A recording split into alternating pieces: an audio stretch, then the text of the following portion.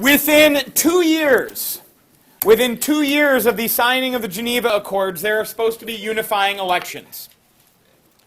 2 years after the signing of the Geneva Accords, France is going to go home. They withdraw from South Vietnam completely. The United States puts their full support behind No Dinh Diem, and those unifying elections will never happen. Like, in order to have the elections, you need to have that government of North Vietnam and the government of South Vietnam be supportive of having national elections. Well, North Vietnam under Ho Chi Minh is absolutely supportive of that. But No Dinh Diem is not. And the United States is not supportive of No Dinh Diem having those elections either, because what would have happened if the United States wanted there to be an election in Vietnam? Ho Chi Minh would have won, and there probably would have been but if we wanted it, there probably wouldn't have been an election, because, remember, we're funding this guy. We're propping him up. We're helping him out. Kevin, did you have something, or were you just going to answer? Excellent. So we are backing No Dinh Diem. Diem rejects the provisions of the Geneva Accords, and these elections will never happen. And now Diem's got a problem, because there are a lot of people in South Vietnam. There are a lot of people in South Vietnam that wanted those elections to take place. Certainly not a majority or anything like that, but there are Ho Chi Minh sympathizers, communist sympathizers in South Vietnam that wanted those elections to take place. And now by 1956, we know that those elections won't happen as they were originally planned to. And so now No Dinh Diem has got a minority population in South Vietnam that does not want him there, that wanted the chance to vote him out of power, but now will not get that chance. And they begin to strike against his government. So after 1956, No Dinh Diem is starting to deal with people in South Vietnam that are targeting his government offices, his government officials. All right? Today we would probably call them like terrorists within the country that are trying to bring down the country from inside. Well, No Dinh Diem can't have this. He can't have people striking at his government, right? So he begins to send his army. And his army is going to be called the Army of the Republic of Vietnam, or ARVN. You should be familiar with that acronym. And the ARVN, the Army of the Republic of Vietnam, will be sent out into Vietnam, into South Vietnam, to try to find those people that are striking against the Republic of Vietnam's government, South Vietnam's government. No Dinh Diem is going to call those people Vietcong, Vietnamese communists. He's going to call them Vietcong. And this is why when you watch war movies of the Vietnam War, or if you watched Forrest Gump or something like that, you would hear talk about looking for VC, Viet Cong, or as the Americans referred to them, looking for Charlie. The C in the military code is Charlie, Viet Cong, VC. Anyway, those are Vietnamese communists. We can't use the word Viet Minh anymore. This is different from the Viet Minh, even though most of the Viet Cong, if they were old enough, they would have been Viet Minh beforehand. All right? The Viet Minh was World War II and the First Indochina War. It was the League for the Independence of Vietnam. Well, by 1954, guess what happened to Vietnam? It got its independence, so you don't need the League for the Independence of Vietnam anymore. So now we're dealing with, in the South, Viet Minh, or Viet Cong. These are the supporters of Ho Chi Minh. These are communists in South Vietnam. And they begin to strike against the government of South Vietnam. But they're not just targeting the government of South Vietnam, they're also bringing terror to many people in South Vietnam. Because the Viet Cong are regular people, right? Within South Vietnam. How you doing, Mr. Lacey? Do we need anything? Here, this is for you. Oh, awesome. Thank you. These are some sets of world history questions. I'd love to see them. Thank you. Beautiful. The Viet Cong are regular folks. They're just sympathizers and supporters of Ho Chi Minh. But they look like regular folks in villages that are supporters of their current government of No Dinh Diem. So they live within the villages of South Vietnam. And maybe they're going out at night and doing some operations to strike at the government of South Vietnam. And maybe people in the village know that those guys are helping the Vietcong. And maybe when Arvin comes to town and starts to look for Vietcong, maybe when Arvin comes looking for Vietcong, they don't always find them. And so they have to start pressuring the village people. Now I have YMCA going in my head, I'm sorry. Now they have to start pressuring the people in the village to tell them who is Vietcong in the village. And if they talk, if they say, that guy over there is Vietcong, what is going to happen to that guy and his family the next night? They might be targeted themselves by Vietcong. So you've got the Vietcong at one time terrorizing the government of South Vietnam, also terrorizing the people of South Vietnam. All right? So this is a serious issue. But then at the same time as that, you've got the Arvin troops who are going village to village. And as they go into a village believing that there's Vietcong in that village, but nobody is talking to them, the villagers refuse to give any information. What are the what is the Arvin troops? What are they going to start doing in these villages? Terrorizing the people, right? This is a bad situation. And a lot of it, guys, parallels what the United States has had to deal with in the last 15 years of our conflicts, whether in Afghanistan or then in Iraq, right? Where we don't know necessarily who the good guys are versus the bad guys, and everybody looks the same. ISIS today in Iraq, or the Taliban in Afghanistan, or Al-Qaeda in Iraq, they're not wearing name tags that identify them. So this is very challenging for militaries to do. Well, No Dinh Diem, to maintain his rule, sends the army out throughout South Vietnam looking for Vietcong. And it ultimately brings him even more trouble. His attempts to squash the Vietcong ultimately result in the Vietcong actually growing. In 1961 alone, there are 4,000 assassinations of South Vietnamese government officials and bureaucrats at the hands of the Vietcong. Now, the United States is certainly supporting No Dinh Diem.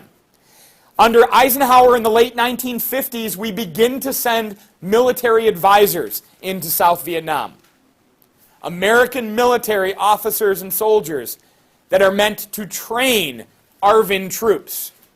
Guys, remember, Vietnam was never a country before 1954. This is a brand new army.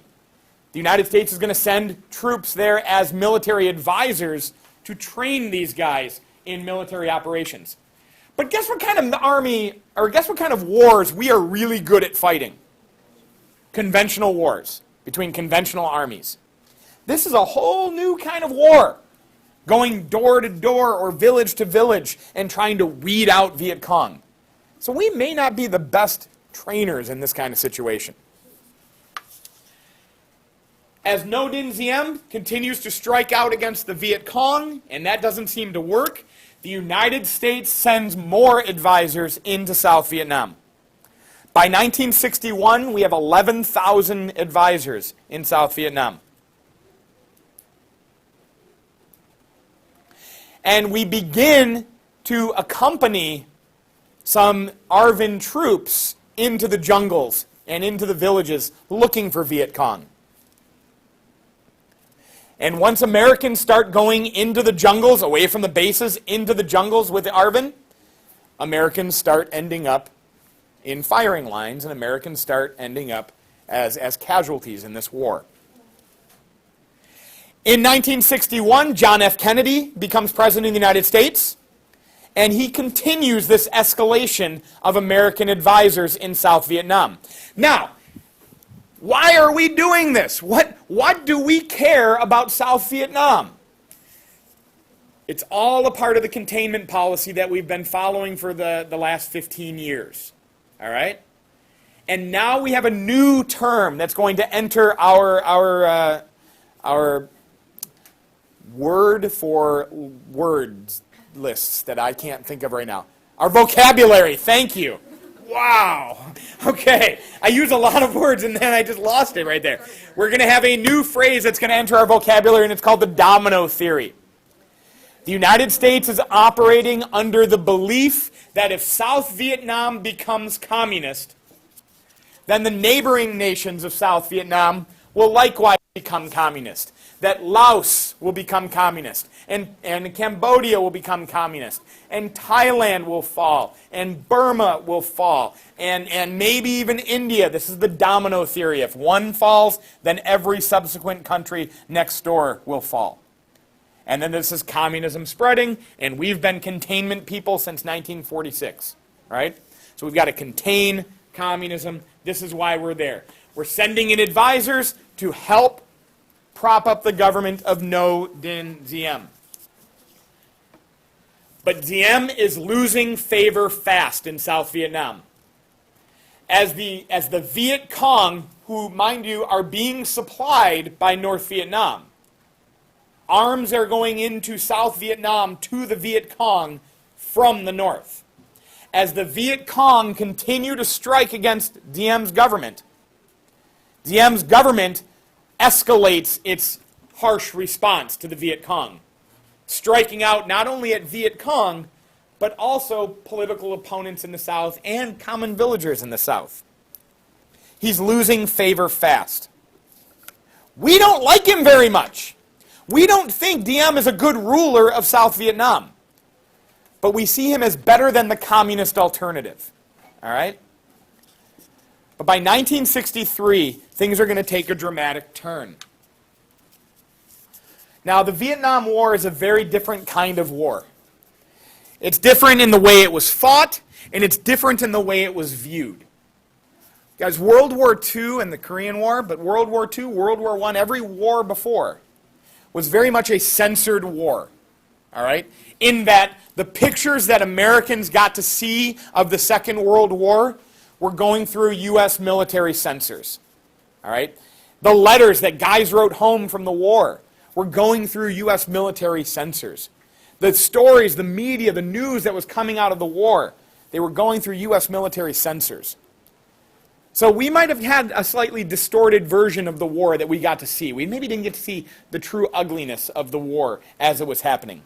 Vietnam is going to be very different. Much like the wars that we're experiencing today, where almost everybody with a smartphone can become a reporter on the front lines, taking pictures of what's happening and putting them out on Twitter.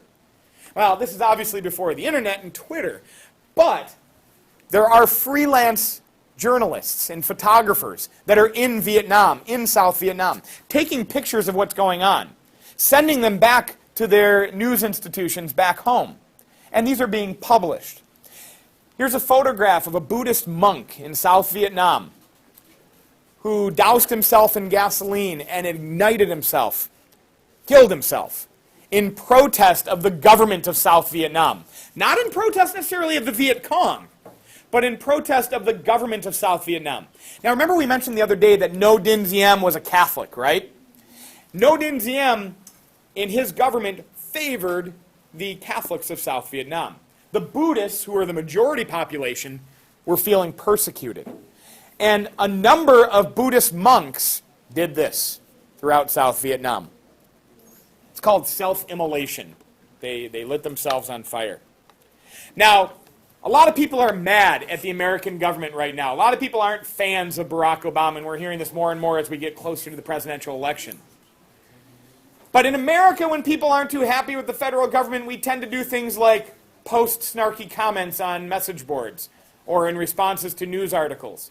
Or we complain with our friends. We might go to like a protest or a rally. You don't see a lot of people getting this angry. All right, going. You don't see this at all, right? This is a new level. So what's that? Okay, the people in Oregon who have taken over this wildlife refuge, right? I don't want to see violence come out of it, but they talk about we will only use our guns if to defend ourselves. But I wonder how committed they truly are if it did get to that level. Like, are they truly as willing to sacrifice themselves as they claim they are, I don't know. I hope we don't have to find that out. But yes, there are some people that take further steps. But we don't see this. And so when this photo gets taken, and this photo goes around the world, and people get to look at this photo, and they start to say, whoa, whoa, whoa, what are we doing? We're supporting a government in South Vietnam. We're supporting a guy in South Vietnam, No Dinh Diem, who is so unpopular. This is what people in South Vietnam are doing? This is probably an issue, right? So Diem's harsh repression of Buddhists and the subsequent immolations of Buddhist monks in South Vietnam begin to erode America's hopes that Diem could actually effectively hold on to this country. And we start to withdraw some support for Diem's government. Also, by fall of 1963, the Vietcong is expanding its hold in South Vietnam. They're starting to control more rural areas in South Vietnam. It doesn't seem like Diem can do the job anymore. On November 1st, 1963, No Dinh Diem is going to be executed in a military coup orchestrated by the Army of the Republic of Vietnam. On November 1st, 1963, Diem is executed in a military coup, C-O-U-P. The military, the ARVN, rises up against their leader and ousts him from power. Now, there is some historical debate as to how this actually went down and what hand the United States had on it. The consensus argument today, and there's some that disagree with this, but the general consensus is that the United States and our CIA was aware that this was going to go down, but we didn't orchestrate it. All right? We knew it was going to happen. We didn't stop it from happening because Diem was so unpopular. So I guess our hope was maybe a new leader might be able to do what Diem wasn't able to do. And we had asked, we had requested that No Dinh Diem, hey man, and this is what Kennedy actually said, you've got to chill out. You've got to ease the restrictions on your population. You've got to ease up on your Buddhist persecutions. You got to chill out a little bit. And No Dinh Diem, not only did he not chill out, he actually got more repressive. So he's gone now. No Dinh Diem is out of power. But that doesn't ease the situation in South Vietnam, and in fact, it makes it even more tenuous. Because any hope that we had that South Vietnam would have more stability after Diem is removed, that's going to be gone. And in fact, there's going to be 9 more governments, 9 subsequent coups in South Vietnam, one after another, as no new government of South Vietnam over the next couple years could maintain a firm control of that country. Good? November was a bad month for the United States, especially concerning our issues in Vietnam. November 22nd, on November 22nd, 1963, John F. Kennedy is going to be assassinated. So 2 assassinations in November of 63. November 1st, No Dinh Diem. November 22nd, John F. Kennedy. Lyndon Baines Johnson, LBJ, this guy right here, Lyndon Baines Johnson. Very excited about LBJ there, Eddie. What's up? Oh, it's my favorite president. Really? Why? What's that? LeBron James? Oh, LeBron James, they call him LBJ? Yeah. Okay, I didn't know that. All right, gotcha. This is me feeling old. Anyway, LBJ, Lyndon Baines Johnson, he was Kennedy's vice president. Kennedy's assassinated, and Johnson becomes the president of the United States. For your trivia people, he's the only president to ever be sworn into office on Air Force One.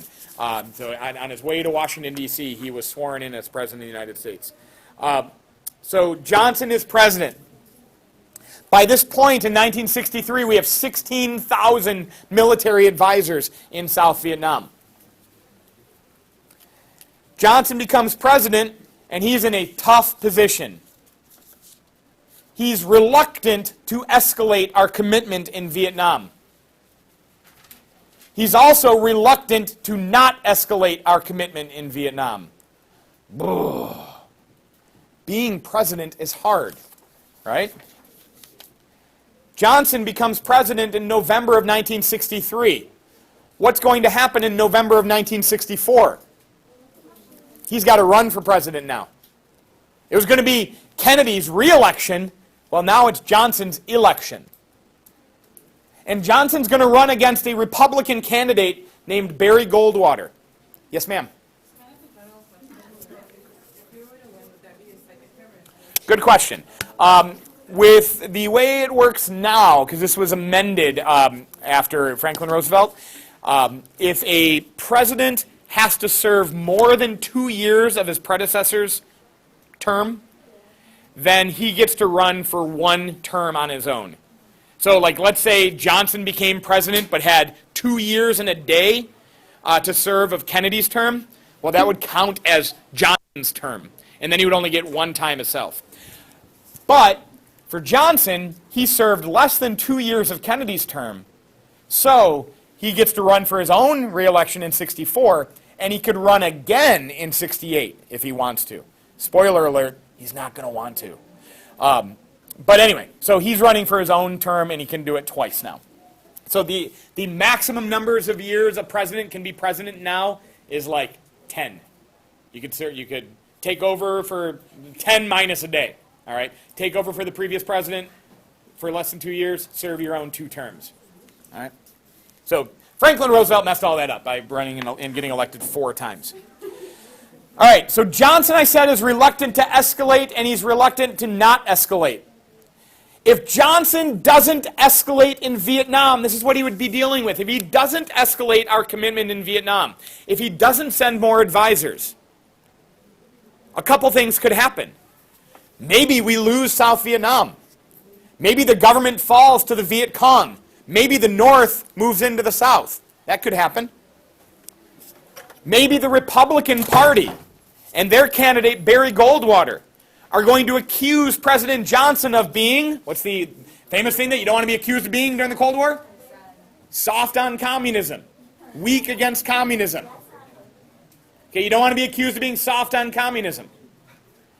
Johnson wants to win this presidential election. He's got some big ideas for the United States, but he can only do it if he's still president. So he needs some clear sign of North Vietnamese aggression against the South that would allow him to escalate in Vietnam, with not only Democratic support that he might have because he's a Democrat, but also gain Republican support. And he will get that in August of 1964. Now, starting in 1963 and into 1964, the United States has been conducting a number of what are called DeSoto intelligence missions. DeSoto intelligence missions. It's a big acronym that I can't remember what it stands for. DeSoto intelligence missions, where we are taking Navy patrol boats off the coast of North Vietnam and listening in to what's going on, trying to pick up radio intercepts and such, to gain intelligence on North Vietnamese operations. On the 2nd of August, 1964, this date is really important. On the 2nd of August, 1964, an American naval vessel called the USS Maddox, M-A-D-D-O-X.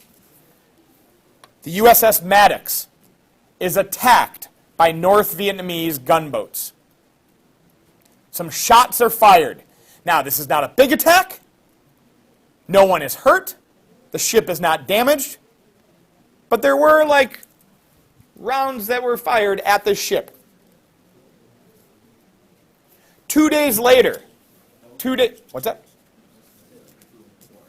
Not quite. 2 days later, the Maddox and now another ship called the Sea Turner Joy also report being attacked, this time having torpedoes fired upon them. Now, no torpedoes hit, but now you have in 2 days 2 reports of 2 attacks by North Vietnamese gunboats against American naval vessels. Lyndon Johnson makes a call to the U.S. Congress for support of escalating our involvement in Vietnam. And you guys were to read this last night. I hope you did, but if not, you're going to hear it right now. On the 7th of August, 1964, just 5 days after the Maddox was first targeted, 3 days after the Maddox and the Sea Turner Joy were supposedly fired upon again, the American Congress, a joint session of Congress, will pass a joint resolution. So both the House and the Senate will overwhelmingly pass a resolution that is called the Gulf of Tonkin Resolution, because these ships were fired upon in the Gulf of Tonkin, the body of water off the coast of North Vietnam. The Gulf of Tonkin Resolution. And I'm going to read it to you. Will you listen very carefully to what I'm going to read? If you want to follow along, it is in your book, and it is on page 95. The Tonkin Gulf Resolution, or the Gulf of Tonkin Resolution. Whereas naval units of the communist regime in Vietnam, in violation of the principles of the Charter of the United Nations and international law, have deliberately and repeatedly, note that word repeatedly, attacked United States naval vessels lawfully present in international waters, and have thereby created a serious threat to international peace. And, whereas, yes ma'am. Is it like lawful to eavesdrop on other nations? To eavesdrop on other nations. There was some question as to whether or not we were truly in international waters or not. If we're in international waters, we can do what we want to do. But there were points where we skirted beyond lines. Whereas these attacks are part of a deliberate and systematic campaign of aggression that the communist regime in North Vietnam has been waging against its neighbors and the nations joined with them in the collective defense for their freedom. And whereas the United States is assisting the peoples of Southeast Asia to protect their freedom and has no territorial, military, or political aspirations in that area, but desires only that these people should be left in peace to work out their own destinies in their own way, unless that's having a unified election in 1956, 2 years after we said there would be one. Now, therefore, be it resolved that the Senate and House of Representatives of the United States of America in Congress assembled, that the Congress approves and supports the determination of the President as Commander-in-Chief to take all necessary measures to repel any armed attack against the forces of the United States and to prevent further aggression. What did the Congress just tell the President he could do? Whatever he wants. This is essentially, without being an actual declaration of war, this is what allows the United States to go to war in Vietnam. There is no declaration of war in Vietnam. We will never declare war on North Vietnam. But what the President has is the Gulf of Tonkin Resolution, where a bipartisan support came out of both houses of Congress, the House and the Senate, and they agreed that the President can do whatever he thinks he needs to do to stop North Vietnamese aggression against the South. Hoofa. This is how we get involved.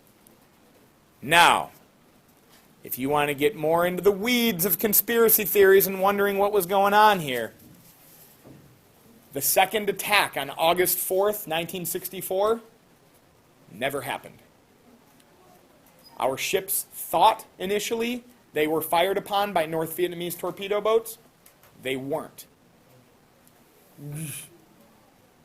Now, would that have changed things?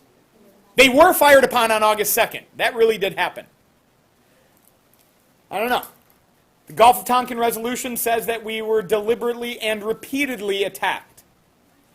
I guess we weren't repeatedly. So, that's a little bit of an issue. But let's stop here for a second and remember the bigger picture. What is the United States' biggest concern in 1964? Containing communism. The domino theory is a real fear that we had, that if South Vietnam fell, other countries would subsequently fall, right? Was North Vietnam supporting the Vietcong against the South? Absolutely. Absolutely. Is Johnson going to win his election? Absolutely. Can Barry Goldwater or the Republicans accuse Johnson of being soft on communism now? Absolutely not. Absolutely not. And so here we have it. Questions?